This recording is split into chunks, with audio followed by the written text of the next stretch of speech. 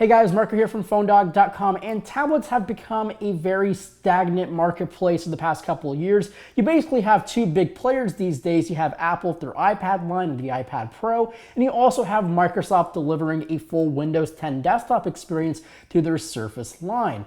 But Huawei is a brand no stranger to the PhoneDog YouTube channel, and you've definitely seen a lot of their products. You've had a lot of great products over the past few years. You've had devices like handsets, like the Huawei Mate line. You've also just seen their MateBook X Pro review from Bo just a couple days ago, but this thing is the MediaPad M5 Pro. It's their most expensive but still $450 priced tablet with the best specs, best experience, built out of aluminum, has a great 10.8-inch display. And here it is. I mean, this is really their big entry into the tablet space. And I'm gonna go ahead and give it a quick unboxing here, just take a quick look at it, and just check out what all the fuss is about in terms of the new Huawei MediaPad M5 Pro. All right, so once you get the wrapper here, we'll just take this plastic off. Got a nice little box here. You can see there are a couple of key things here. It only comes in the champagne gold color, which, I mean, I really don't mind it. It also has Harman Kardon built-in audio, high resolution audio, kind of the same stuff you get with some high-end headphones. And I will say, this does share a lot of design with the iPad Pro. You have the quad speakers, you have this big 10.8-inch display similar to the 10.5-inch iPad Pro. It also comes with a pen called the M Pen, but unlike the iPad Pro, this thing actually comes in the box, included in the price. So you don't have to go out and pay for an additional device to use. It has 4096 level high precision stylus. It actually uses pressure sensitivity. It's not kind of like the iPad Pro, so you can actually tilt it and shade and have different effects, just kind of like the Apple Pencil. So this thing is all packed into this thing. So let's go ahead and just take off the cover, if I can. There we go. We have a nice little lift pan, or lift tab, I should say. And wow, I mean, this thing is pretty, it feels high quality. I mean, I can't deny it. So again, in the champagne gold color, very cold to the touch. It's made out of aluminum on the back, beautiful glass at the front here. It is designed for a tablet to be used in landscape mode, not in portrait mode. And you can see the speakers. You do have speakers on the top and the bottom to make that 4 array. I'm guessing they're split 2 and 2 there. You do have a 13 megapixel camera. I think it's 7 or 8 megapixel front facing camera. Would have to take a look at the specs again. It does use USB Type-C. It's a one-up on the Apple iPad, which still uses Lightning. And you do have a 3.5 millimeter headphone jack. And I believe this is going to be a micro SD card slot, because only built-in storage here is 64 gigabytes, not as big as any of the iPads. It's actually the base iPad storage configuration, but I'm guessing you can put micro SD cards and expand that out to, I would assume, a high number of gigabytes or maybe even terabytes. I'd have to look into the spec. You get a wall wart adapter here. This does support quick charging. You can charge this whole thing up in about 2.5 hours, which is pretty awesome. And then inside here, you have your stylus. So this is your M Pen. It's really nice. It has 2, I guess, programmable buttons there. And this also gets charged using USB Type-C. So that is super handy and nice to have. So this kind of reminds me of the Microsoft Surface Pen. But unlike, again, the Surface Pen, you get that in the box and not sold separately like the Apple iPad and the Surface products. This is, oh, there we go. I'm wondering why I was having a hard time getting this thing out there.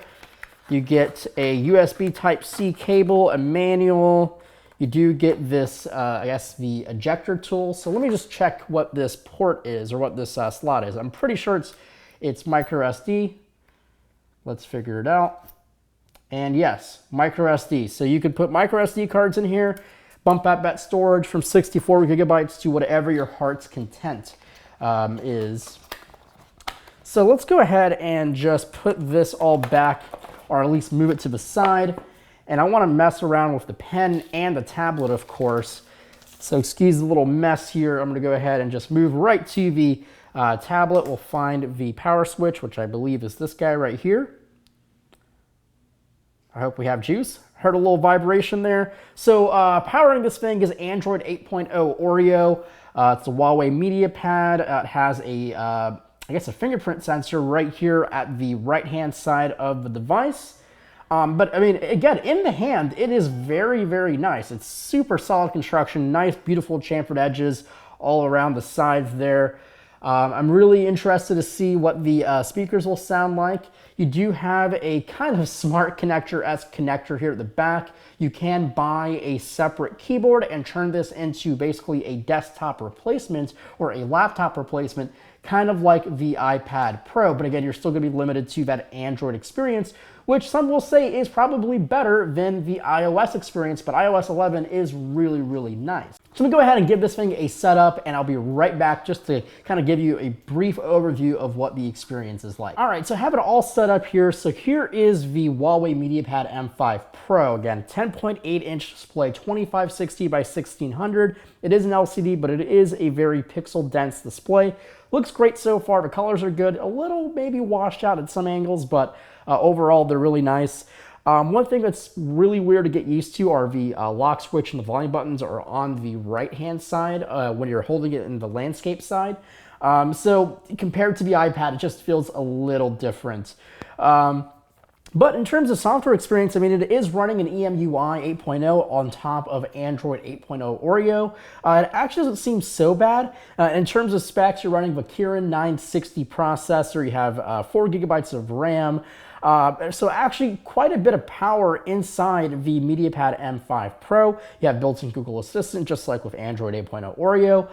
So overall, I mean, there's quite a lot of stuff to like in this little device. It's not very heavy. It's really lightweight. Again, it's very well built, just kind of feels like an iPad and really, in my opinion. And it has that good aspect ratio. I mean, again, it is really meant to be used in the landscape side, not the portrait side, but it still will work.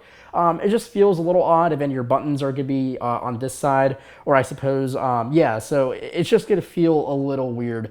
But in terms of just overall first impressions, I mean, it is really nice. I can't really deny for $450, this is probably as best of an experience you're going to get, minus the all-new and cheap iPad you can buy.